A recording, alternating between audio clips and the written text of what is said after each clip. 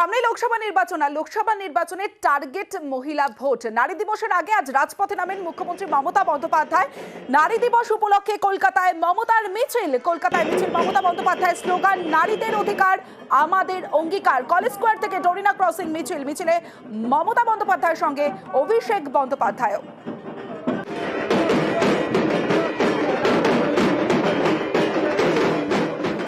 গতকালই আমরা দেখেছি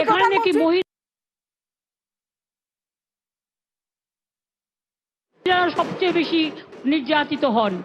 আমি চ্যালেঞ্জ করে বলছি, Bengal is the only place যেখানে মহিলারা সেফ এবং সেফেস্ট স্টেট।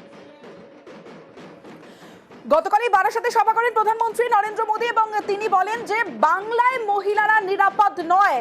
আজ মমতা বন্দ্যোপাধ্যায় নাম না করে প্রধানমন্ত্রী নরেন্দ্র মোদীকে তোপ দেখেছেন। বাংলার মহিলারাই সব থেকে নিরাপদ দাবি করেছেন তৃণমূল নেত্রী। বিজেপি শাসিত রাজ্যে নারী নির্যাতনের অভিযোগ মমতা বন্দ্যোপাধ্যায়ের। বিহারে বিচার হয় না, ইউপিতে বিচার হয় না, রাজস্থানে বিচার হয় না, হাতরাসে বিচার হয় না। মণিপুরে যখন মহিলারা জ্বলছিল, কোথায় ছিলেন বিজেপি নেতারা?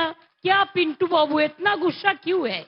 আপনারা মহিলাদের সম্মানের কথা বলেন, সাক্ষী জল জ্যান্ত প্রমাণ। একজন বক্সার, আপনার পার্টির এমপি, তাকে নির্যাতন করার পরেও তাকে বক্সিং বোর্ডের চেয়ারম্যান করে দিলেন। লজ্জা করে না? তারা মহিলা সম্মানের কথা বলেন।